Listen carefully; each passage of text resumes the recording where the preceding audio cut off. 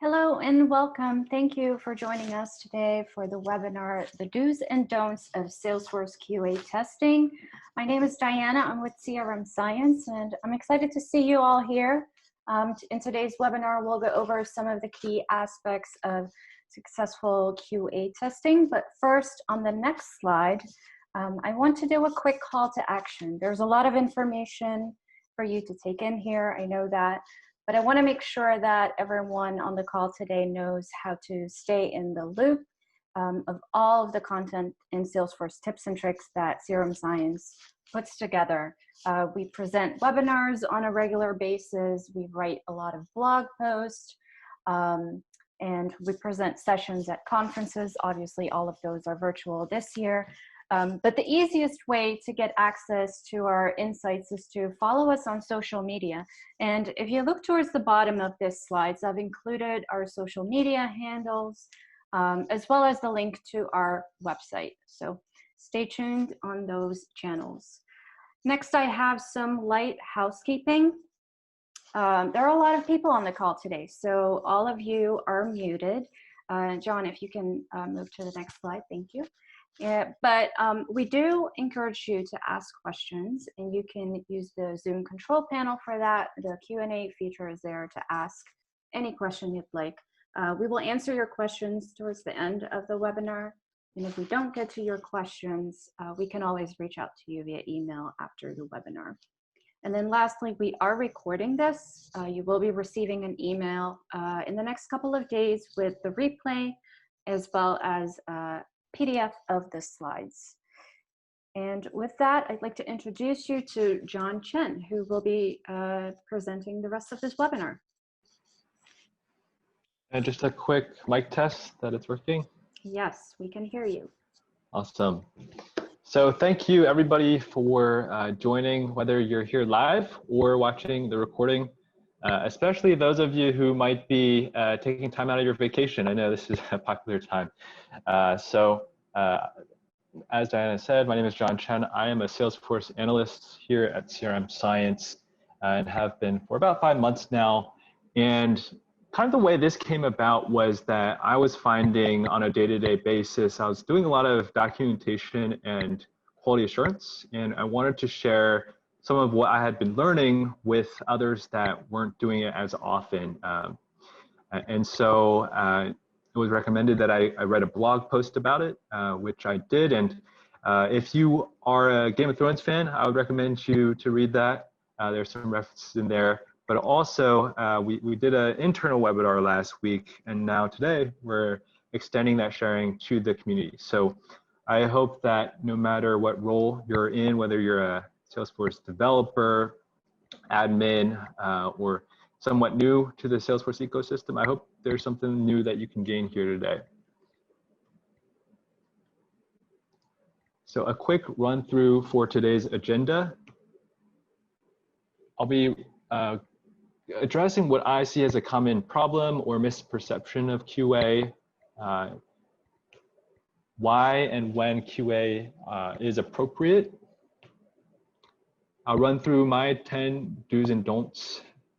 And bear in mind that this isn't an all-encompassing list, A to Z, what QA consists of. These are merely, tips and tricks that I picked up and that I thought it might be beneficial for others to hear.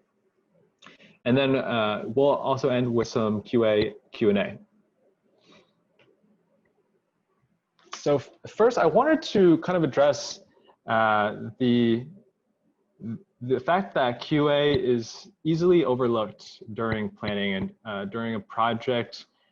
There's not usually a whole lot of time allotted to what's going to go into QA. And so if you would humor me by imagining this conversation playing out at your organization possibly. So the stakeholder asks, and will you do QA testing before you finish the project? Project manager responds, QA, oh sure, we'll do that. Stakeholder says, moving on to training, and the project manager pulls out their clipboard, whether physical or virtual, and marks QA off the checklist. And this is what I mean by having QA be an afterthought.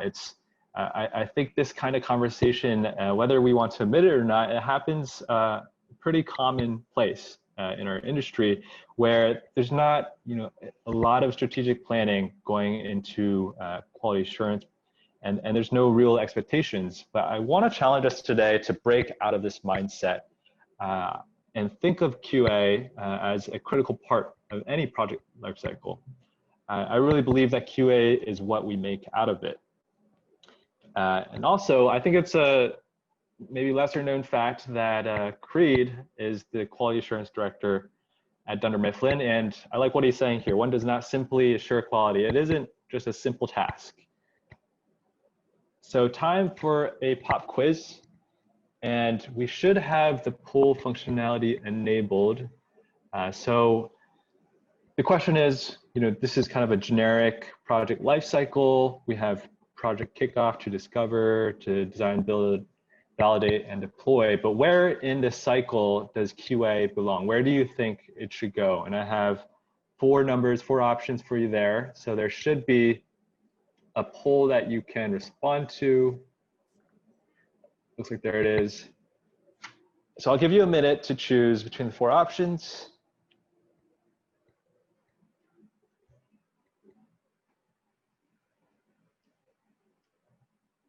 All right, I cannot see if the answers are coming in, but maybe a few more seconds.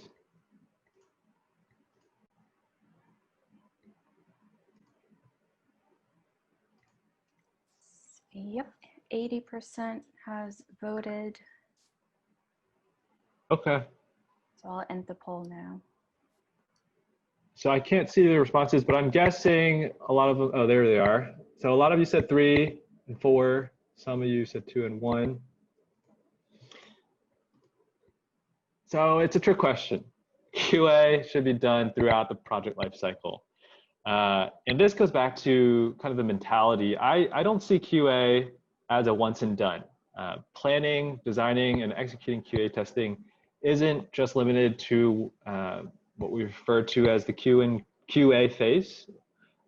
During planning, so back here in the discovery phase, QA testing strategy should be formed. And while a lot of QA will be done during validation, there should be a good amount of groundwork that's laid to prepare for a smooth QA process. So it is a trick question. QA should really be a part of just about every stage in the life cycle. So moving on to the 10 do's and don'ts. And I'm sure many of you are familiar with this quote attributed to Ben Franklin: "If you fail to plan, you are planning to fail." Fun fact, the Liberty Bell is probably 7 miles east of where I'm sitting right now, since we are based out of Philadelphia. But I would actually add a twist to this in terms of QA. So planning is definitely really important, but you actually need to plan to fail in QA. So number 1 is do plan for failure. And what I mean by plan for failure is that QA is meant to be not something that's really easy to pass. Issues should arise, and that should be the expectation, that QA will have questions and issues coming up. And again, it requires rigorous testing. In order to have a high quality end product come out of the QA phase, there needs to be comprehensive testing. And you'll probably hear me use the words rigorous, comprehensive quite a bit today. And then there are no dumb questions. So all the members of the project team, especially the builders and developers, they should be welcoming questions. All good questions are good questions, because as we know, how the solution works is not always the same as the expected behavior. And QA testers, they're putting themselves in the shoes of the users, and they might ask, why does this button bring me to the home page when I expected me to bring me here? Well, if these kinds of questions aren't encouraged and asked, then those issues won't be exposed and the user experience will suffer. So asking and accepting questions are highly crucial, I would say, to high quality QA. So number 2, don't ask the builder to test.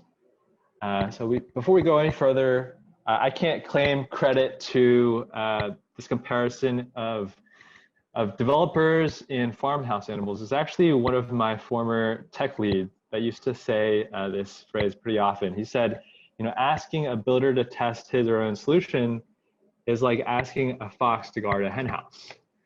And what he was getting at was that, builders, they know for the most part how to pass their own solutions. And they likely probably know how to make the bill, but if they're a not sadistic developer, they'll make it pass. So this is a real conflict of interest. It'd be like, asking a tobacco company to sponsor a study on the health effects of smoking.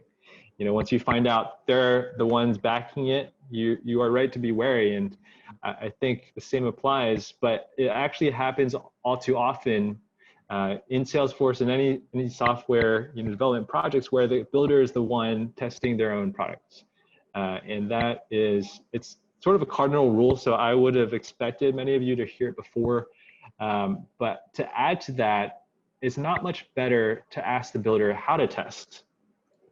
Because if you get the exact same test steps, you're pretty much going to expect the same result as if the builder was doing it themselves. So instead of being a puppet, I would encourage you to go back to the requirements, understand what the problem is that's being fixed, and think for yourself of what the best way to test the feature or the solution will be.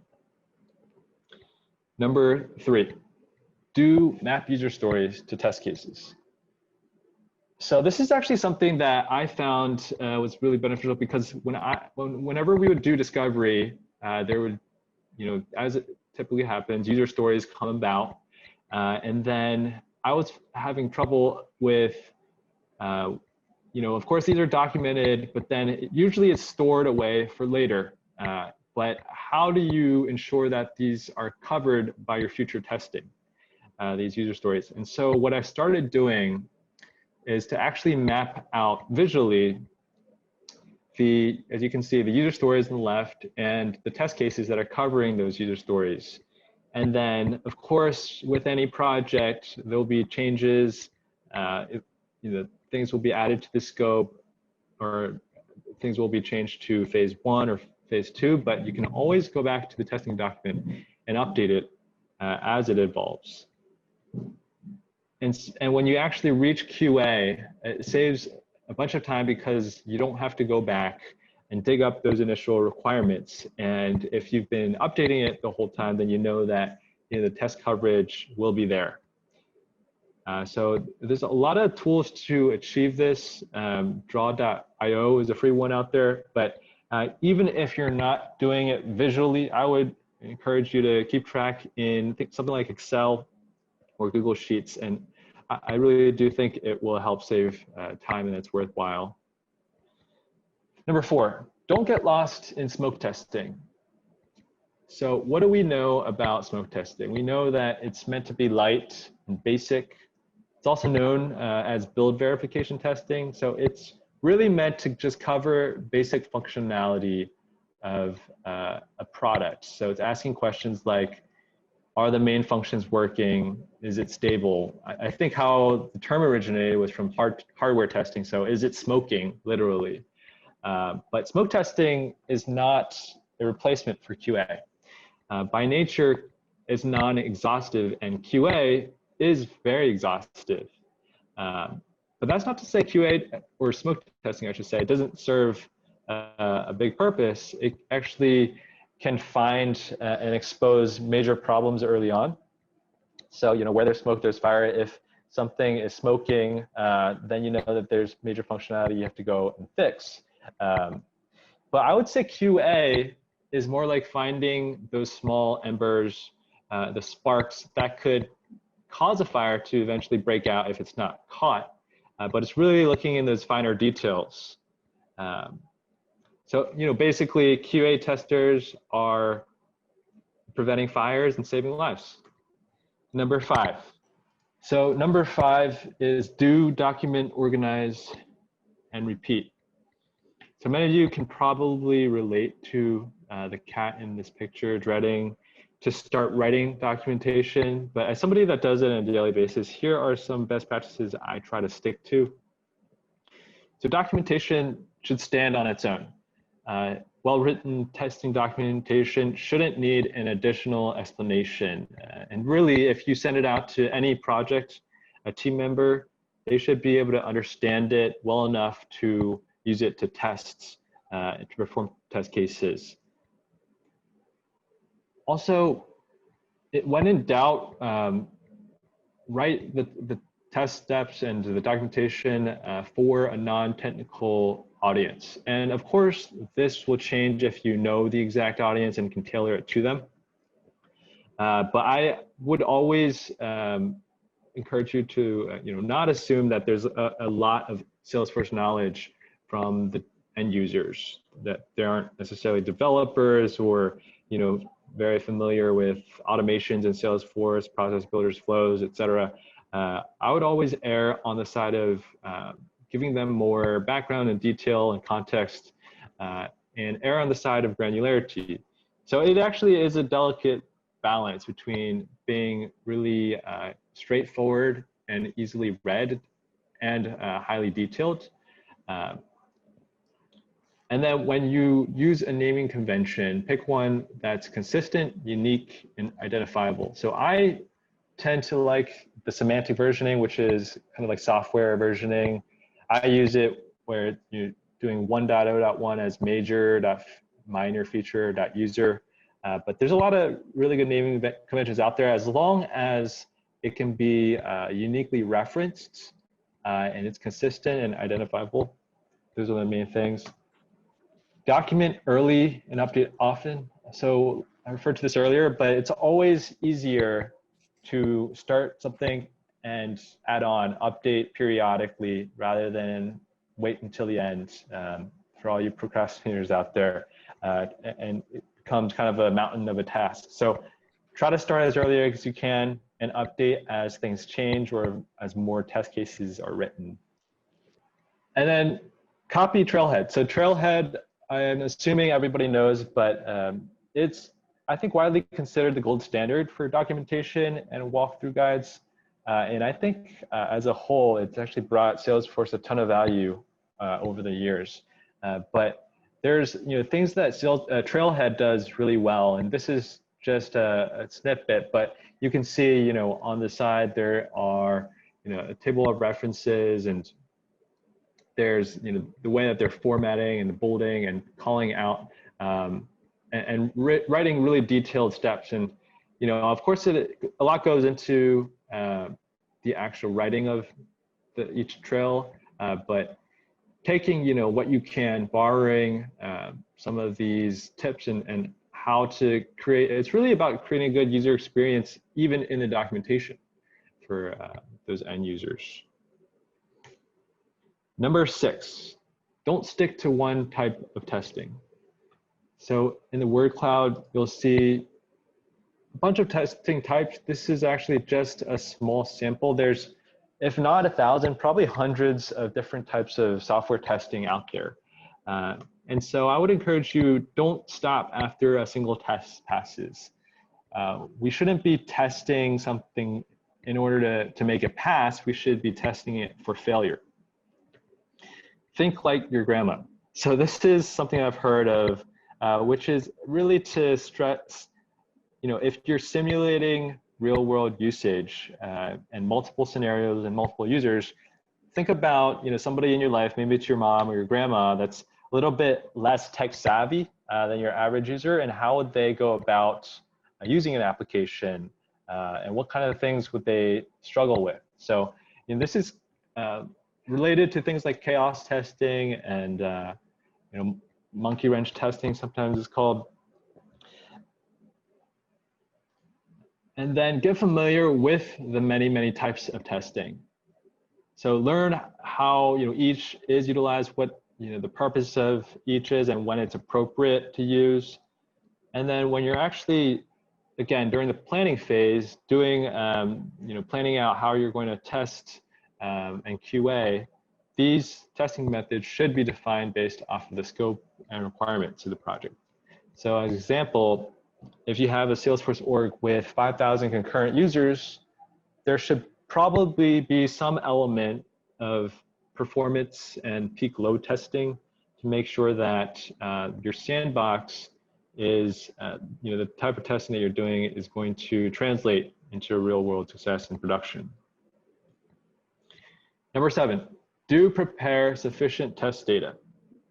So test data is one of those things where it can be kind of assumed that it will get done and we will be ready. But the point I want to make here is that it's not always the same person or party that's responsible. And so it's really important to assign the task of test data preparation early on. Give the party plenty of time of notice, and then review the data requirements with them. The testing will only work as well as the test data matches production data. So consider some of these criteria: the volume of the data. Again, if you have large volumes for things like performance testing, variety of data, testing all different kinds of use cases. There are data dependencies. For Salesforce, of course, you have to import parent objects before child objects, like accounts before contacts and opportunities. PII data compliance, and knowing what regulations are out there to remain compliant as. So masking or even removing personally identifiable information is common practice. And then including both valid and invalid inputs. And we'll actually talk about this in just a little bit. So the main point is, don't let test data cause delays. Don't make the mistake of assuming that the test data will be ready. Check in periodically during the project. Number 8, don't rely 100% on robots. So testing automation has actually come a long ways from when it first started, and it can be something that's highly beneficial as a complement to manual testing. I would say it's not an end-all be-all for QA testing, at least not right now. There are many strengths of automation, things like performance testing, integration, or regression testing. But right now, there still is the need for manual QA testing. And it's important to know those situations. And in some circumstances, it can actually be more cost efficient. People think of automation as being cost friendly, but you have to think of the time and effort that goes into the training, writing the actual test scripts, and so forth. So manual QA testing still needed for usability, chaos testing, exploratory testing, etc. And again, right now, human intelligence is still needed for every project. Automation is not necessarily. It depends on the scale, if it's already in place in an organization. And that's not to say that we're not getting to a point with AI where in the very near future, it may be able to write its own test scripts and learn from its own behavior, machine learning. But I don't see that happening as of right now. And then I wanted to also use this example. Wall-E in the Pixar movie, he was programmed to clean trash. So he had a really specific task. He wasn't given the task of driving the spaceship or anything out of that scope. And so I think the same applies to using automation correctly. Use it for its strengths and don't use it where it doesn't work as well. Number 9, do negative testing. So in this day and age, testing negative has sort of a different meaning, but here we want to focus on testing for the negative. And the idea is, every time a test is passing, it's going through, there's at least 1, if not 5, negative tests that can be done. So negative testing includes things like testing for blank null values, invalid characters, exceeding a character limit, deleting the defaults. And actually a good example of this is one of our clients is a retirement community, and we've set up a screener app so that every visitor that's coming in, especially during this time of COVID-19, has to report their body temperature so that it's taken on site. And if the temperature is out of the range, so if you say you're 50 degrees or 120 degrees, something absurd, then it will rightly populate an error. And so that's an example of negative testing that is performing correctly. Number 10, don't rush the process. So proper allocation of time for QA is really important, and it's worth the time that it takes. It's not worth it to skimp out on QA. We've all been there where a deadline is coming up, and it seems like QA is a natural fit for getting rushed or to skip out on it completely sometimes. But I believe that it is worth the time that it takes, and especially with rapid release cycles and sometimes multiple sprints happening in a week.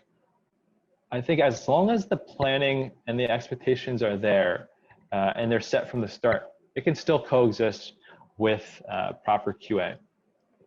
QA testing isn't something that should be done very quick and dirty. And again, smoke testing itself is not enough.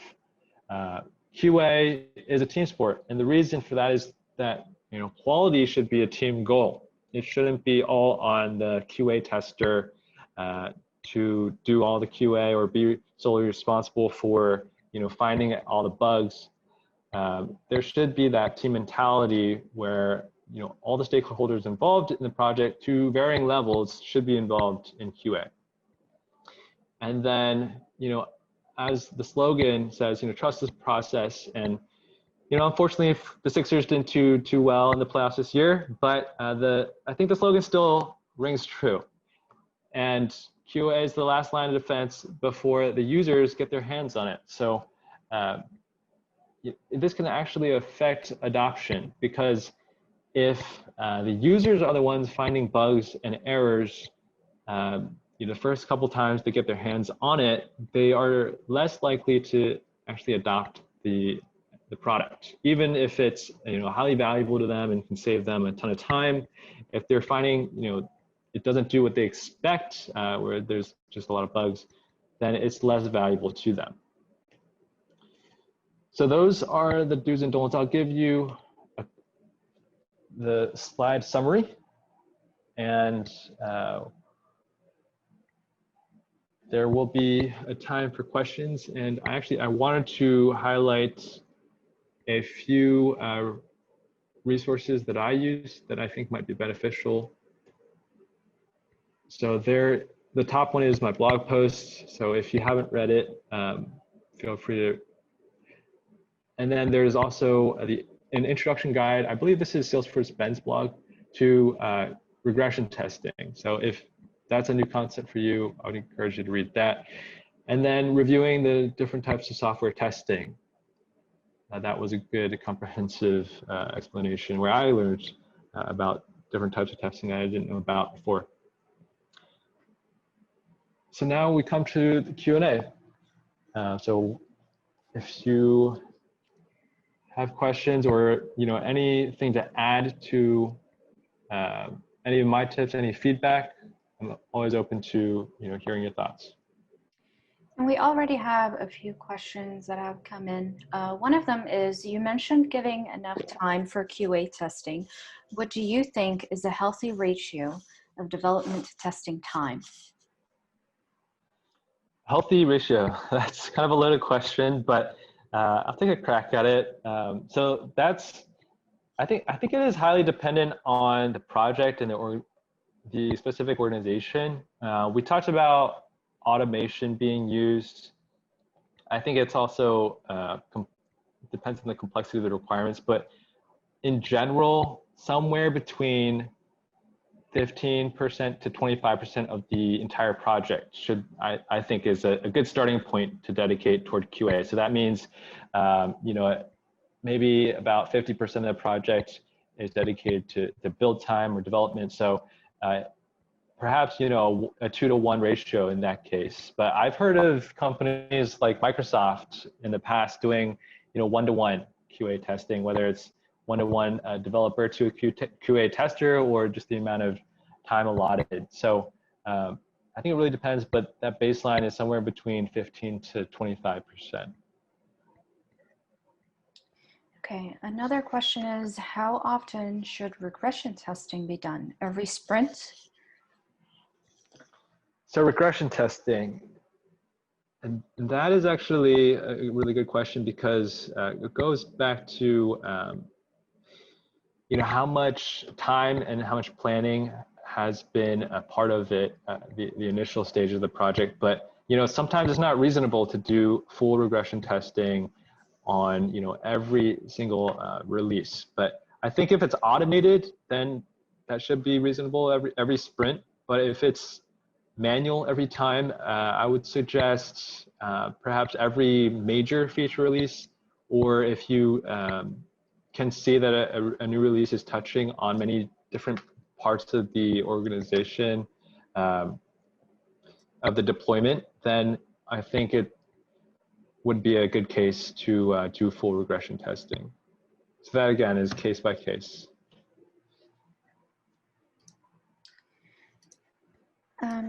This one is interesting as well. How do you prove the value of QA? How do you make time for it when a project is already behind schedule?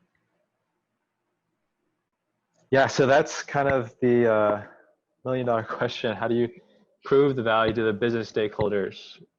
And I think one good indicator that you can always point to is that, say you skipped out on QA, or you cut it short for a previous project, and a lot of the bugs and issues were risen up, later on.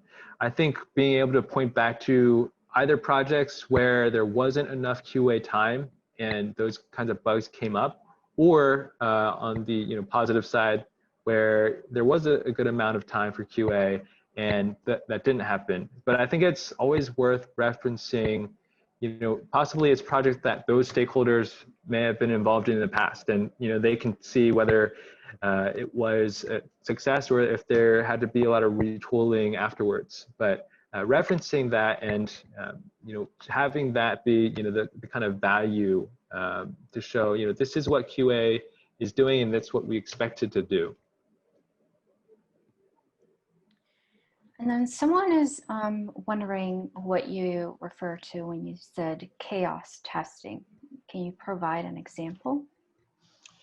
Sure. So chaos testing, I'm not going to provide an exact definition, but it's basically taking the approach where you're doing everything possible to try to break a product. So you're not clicking through necessarily logically.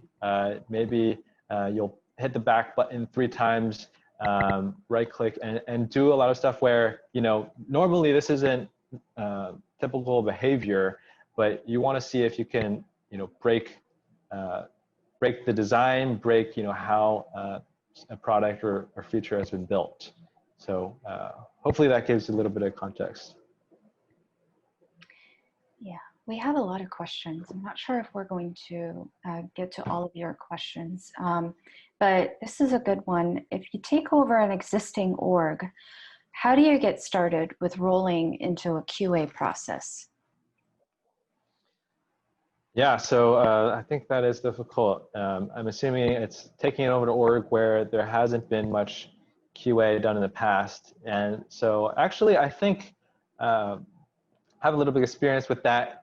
You have to start somewhere. So whether you start with, full regression test scripts of, these are all the functionalities in, the product or the org, or you start smaller, you start, segmenting out, these are some of the major functionalities that we want to make sure any new releases are not breaking. That's the whole purpose of regression testing. But I think it's about breaking it up into manageable chunks. And, this goes back to the, start early and update often.